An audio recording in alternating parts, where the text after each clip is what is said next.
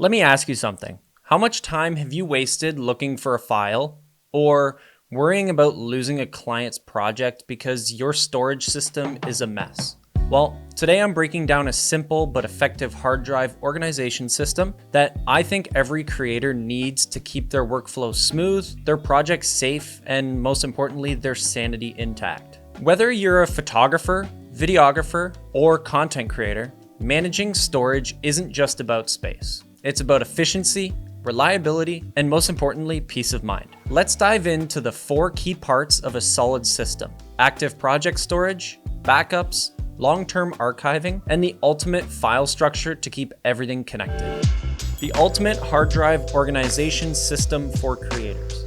Part 1, active project storage using SSDs, aka solid state drives. First, let's talk about active project storage. When you're working on a project, speed is your best friend. That's where SSDs come in. Most of you have heard about those. These drives are incredibly fast, a lot more reliable, and perfect for storing projects you're actively editing. When I'm editing a video, all my raw footage, project files, and assets live on this SSD. The read and write speeds make scrubbing through footage in Premiere buttery smooth, and it saves me hours over slower drives. But SSDs aren't cheap, so you probably won't store everything on here. That's why this is just step 1 of my storage process. Part 2, back up everything. Now, while you're working on a project, backing it up is non-negotiable. I can't stress this enough. Drives fail.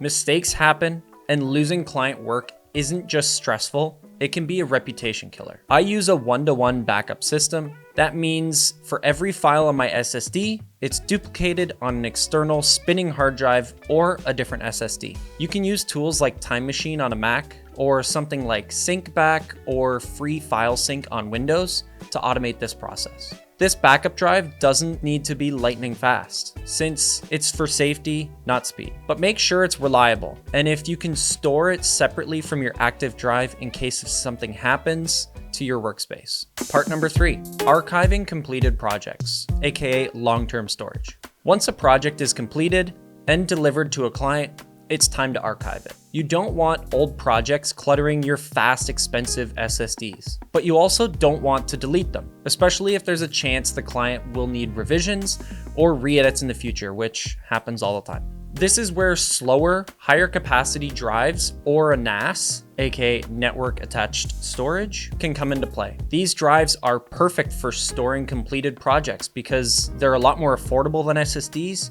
and offer larger storage options. A NAS setup is especially great because it allows you to access your drives from multiple devices at once and even remotely. Bonus tip, I sort all of my finished projects by year, then month. It's handy for the most part, but alternatively, you could sort by year and then client if you don't have too many clients. For real estate content, I sort it separately by year and by month. So if I need to find it, I ask my clients when they listed a property and I go back to that month and year and there it is. Whereas for my business and brand content, I sort by year and then by client. Honestly, either way works. This is just how I started it and have kept it going. There's a downside to this system. Through the last 8 years of doing this, I have about 50 terabytes worth of old content stored on spinning drives, which is stored in a case in my office so that if there's a fire or something, it is super easy for me to quickly snag all my storage hard drives. Part number 4, file structure to prevent missing files.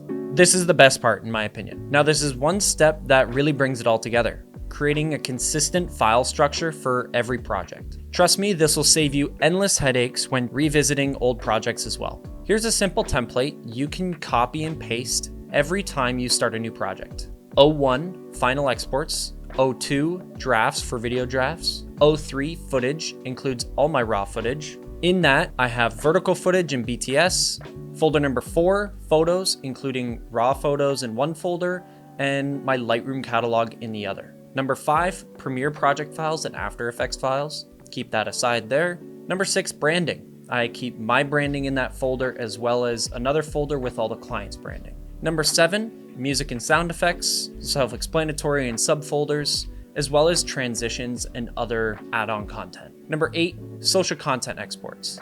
I like to keep the social content exports in there just so as I'm going and editing and I want to post stuff for myself, I have it separate from all my client exports. I keep this folder structure pinned to my sidecar in my Finder and have for years. And I go through and update Premiere files and stuff like that as I need. This structure ensures that when you transfer files from your SSD and active hard drive to your archive drives or NAS, nothing gets left behind.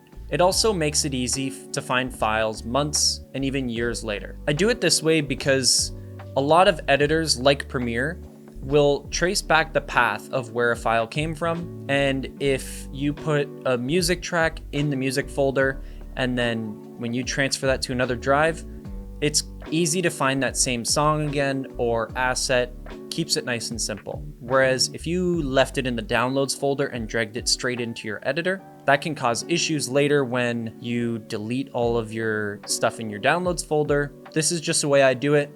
I drag everything from downloads into there and then straight into the editor. It's an extra step, but organization, big key here. Another bonus tip, you can even automate creating these folders with a script or software like Post Haste, so you never forget a key folder. Bonus tip, I have different template folder structures for different types of projects. Real estate shoots, photo only shoots, I have the photos and exports folders. For photo and drone shoots, I have photo, exports, and branding folders. Photo and video packages, I have everything included like the list I had above. Now where it differs is retainer work. I have a separate folder for this because I have different breakdowns for ongoing clients and projects to keep things organized. As you can tell, I'm pretty particular about this. Don't know why, it's just when I started, that's the way I did it and have kept it ever since. Part 5, putting it all together. So here's the workflow.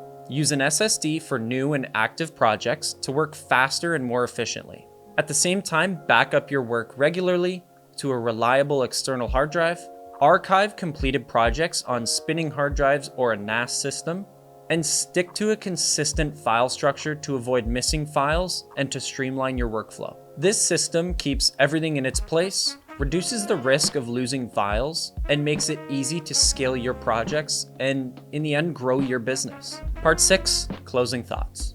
Trust me, investing in organizing your storage will save you countless headaches down the road. If you found this helpful, hit that like button and subscribe for more tips and leveling up your creative workflow. And let me know in the comments, what's your go-to storage solution? I'd love to hear. All right, thanks for watching. Peace.